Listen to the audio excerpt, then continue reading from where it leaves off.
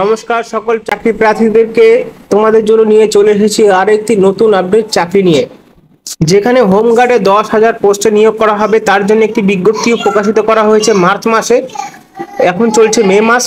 এই মে মার্চের মধ্যে কিন্তু এই অ্যাপ্লিকেশনটা পূরণ করে তোমাদের জমা দিতে হবে। কিন্তু এখানে কোন স্টেটে নিয়োগ করছে তা নিয়ে বিস্তারিতভাবে আজকে আলোচনা করবো এই ভিডিওর মাধ্যমে। ভিডিওটি দেখতে থাকো। যারা নতুন রয়েছে ইউটিউব চ্যানেলে এখনো পর্যন্ত সাবস্ক্রাইব করোনি, করে নাও। নতুন ভিডিওর আপডেট পাওয়ার জন্য পাশে থাকা বেল আইকনে প্রেস করে দিও। তো প্রথম বলে না ভালো যে এই চাকরির জন্য কম্পিটিশন খুবই কম অন্য স্টেটে। তার জন্য কিন্তু তোমরা লক্ষ্য রেখে আবেদন করো, তোমাদের জন্য প্রয়োজন লাগে এই চাকরি। চলো শুরু করা যাক। দেখো এখানে কি বলো, এখানে দেখতে পাচ্ছ যে ভ্যাকেন্সিটা রয়েছে, ভ্যাকেন্সিটার নাম রয়েছে হোমগার্ড ভলেন্টিয়ার। 10,285টি শূন্যপদ রয়েছে। উচ্চ মাধ্যমিক পাশে আবেদন করতে পারবেন। সাথে যারা ই সার্ভিসম্যান রয়েছে তারাও কিন্তু এই চাকরির জন্য অ্যাপ্লাই করতে পারবেন। কিভাবে নিয়োগটি প্রসেসিং হবে দেখতে পাচ্ছ, 3টি স্টেজে কিন্তু প্রসেসিং হবে এই নিয়োগের ক্ষেত্রে, অর্থাৎ নিয়োগ করবে 3টি প্রসেসে। দেখতে পাচ্ছ প্রথম স্টেজ রয়েছে physical efficiency and measurement test, PNMT। কি বলা হয়েছে, as this job is a physical one before qualifying for the other phase there are criterion select physical, তারপরে standard that one needs qualify in order get to next stage.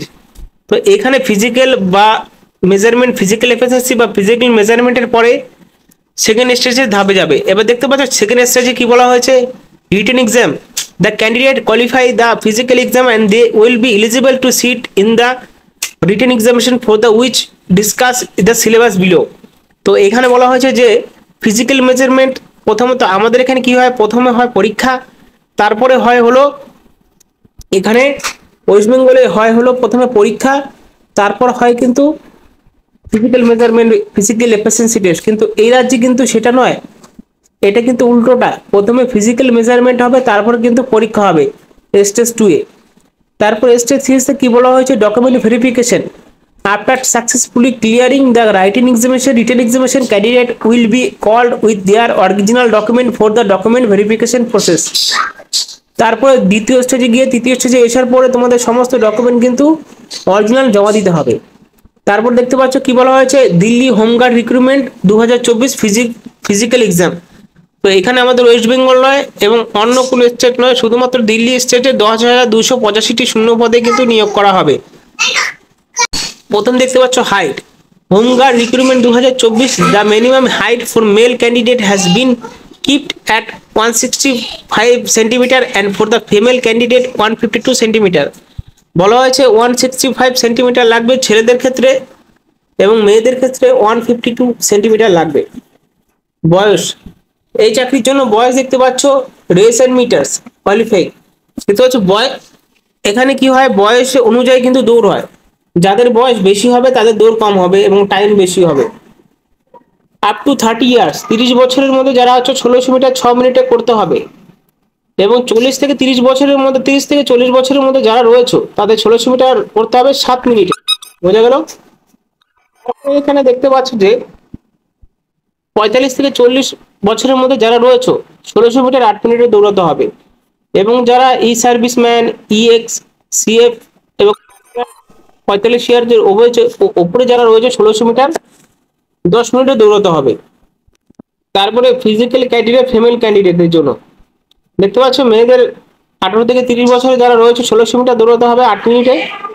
তারপরে 1600 metre এখানে বলা হয়েছে 40 থেকে 40 যারা রয়েছে তারা 9 মিনিটে দৌড়াতে হবে। এবং 45 থেকে 40 বছরের মধ্যে যারা রয়েছে তারা কিন্তু 1600 মিটার 10 মিনিটে দৌড়াতে হবে। এবং যারা ই সার্ভিসম্যান, EX, SFPF মহিলা রয়েছে তাদের জন্য কিন্তু 1600 মিটার দৌড় হবে 12 মিনিটে। ছেলেদের তুলনায় মেয়েদের অনেক কি কম রয়েছে এবং ছেলেদের তুলনায় অনেক বেশি টাইম রয়েছে দৌড়ানোর জন্য। রিটেন টেস্ট কি ভিত্তি করে হবে, কি সিলেবাস ভিত্তি করে হবে দেখতে পাচ্ছ, arithmetic, general science, reasoning, history, culture and topography, the constitution of the India, ancient Indian history and culture, geography and general knowledge, current affairs, এই সমস্ত বিষয়ে সিলেবাস থাকছে। এবার দেখো home guard recruitment, the candidate must have the following required document, যে সমস্ত document দিতে হবে, মাধ্যমিক পাস মার্কশিট, উচ্চ মাধ্যমিকের marksheet, graduation marksheet, candidate's photo and signature, caste certificate, candidate mobile number and email ID, Aadhaar card, any other document for which the candidate point benefit, যদি আলাদা কোনো বেনিফিট পেতে চাও তার জন্য কিন্তু তাদের আলাদা সার্টিফিকেট জমা দিতে হবে। কিভাবে আবেদন করবে দেখতে পাচ্ছ এখানে পুরো বিস্তারিত বলা হয়েছে। দিল্লি ওয়েবসাইটে গিয়ে তোমাদের আবেদন করতে হবে। আবেদন প্রসেস এখনো শুরু হয়নি, যখনই শুরু হবে তোমাদের কিন্তু জানিয়ে দেওয়া হবে। তার জন্য কিন্তু ফলো রাখতে হবে আমাদের ইউটিউব চ্যানেল ডব্লিউবি জব রিপোর্টারে। তাহলে কিন্তু ফলো রাখলে কিন্তু সমস্ত বিষয়ের যে লেটেস্ট আপডেটগুলো রয়েছে এই চাকরির জন্য তোমরা পেয়ে যাবে। আর বন্ধুরা ভুল করো না, এটা কিন্তু ডব্লিউবি তো নয়, এটা শুধুমাত্র দিল্লিতে ওই রাজ্যে কিন্তু এই নিয়োগটি করা হবে। এবং 10,285টি শূন্যপদ রয়েছে, বেতন থাকবে 25,000 টাকা। ধন্যবাদ।